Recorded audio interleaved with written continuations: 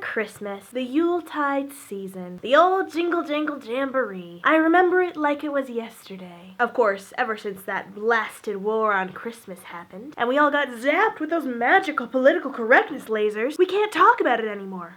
Thank goodness 36 House Republicans put forth a resolution this week, quote, supporting the symbols and traditions of Christmas. Thank goodness indeed! Is there really a war on Christmas? Let's talk about it. The vast majority of this controversy surrounding the war on Christmas is focused on the embrace of Christmas or lack thereof, not by individuals, but by secular organizations. Massive entities integral to modern life like the government, the public school system, and Starbucks. Now, the First Amendment forbids the government from adopting a national religion. The Constitution explicitly says, hey buds, the government doesn't with the Holy Spirit. America, America, that's America. Right? Right? We'll work on that one. Christmas wasn't even recognized as a holiday by Congress until 1870, which meant that for about 100 years there, December 25th was just an average day, full of early Americans freezing their asses off, praying for spring to come a little bit earlier this year, and for a brief time fighting a bloody civil war. Fun. So what about for-profit companies like Starbucks? They're not restricted by the Constitution, so why don't they spend 2 weeks dry humping an ornately decorated spruce tree? First of all, if that's how you do Christmas, that's creative. Secondly, it's important to consider that many companies may actively choose to hop on the happy holidays train. While Christmas is a widely celebrated holiday in North America, 81% of Americans say they celebrate Christmas in some capacity, there are people who don't celebrate Christmas. From a humanity perspective, it's very nice to be respectful of other people's cultures and recognize how their traditions might differ from your own. From a corporate perspective, nothing says maximizing profits like not alienating people who could spend money on your product. Am I right, ladies?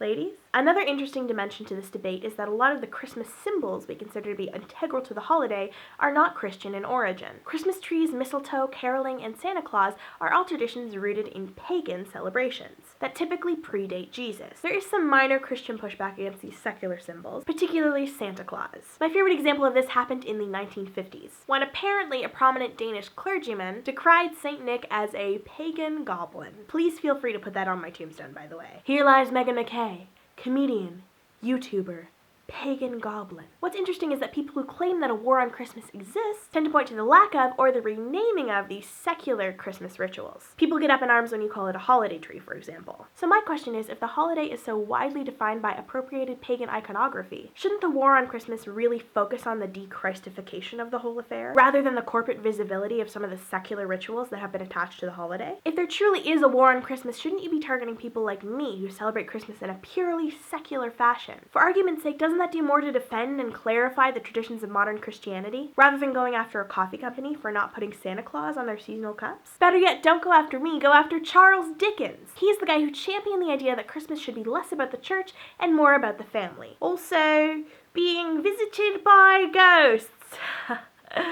Christmas Carol, right? I wrote it. More importantly, and this is the key to proving that there is no war on Christmas, if society is structured to cater to a specific group of people or an ideology, it is not possible to oppress that group of people or that ideology. Oppression is a force that is exerted by the privileged and the powerful. It's pretty much impossible for the remaining 19% of people who don't celebrate Christmas to oppress the 81% who do. It's just not possible when you confine the war on Christmas to the true definition of oppression. So, to put it bluntly, no, there is no war on Christmas. Nobody is going to try and stop you from celebrating Christmas, and you are more than welcome to scream Merry Christmas in the face of every person you see from now until the 25th. You're not going to look like much of an asshole for doing it. I mean, you're still screaming in people's faces, which is kind of loud, but anyway. The only objection people really take with the celebration of Christmas is when you insist that everyone celebrates Christmas in the exact same way that you do. So Merry Christmas and stay in your lane. If you like this video, please share it with a friend and click subscribe. I make a new one every single week.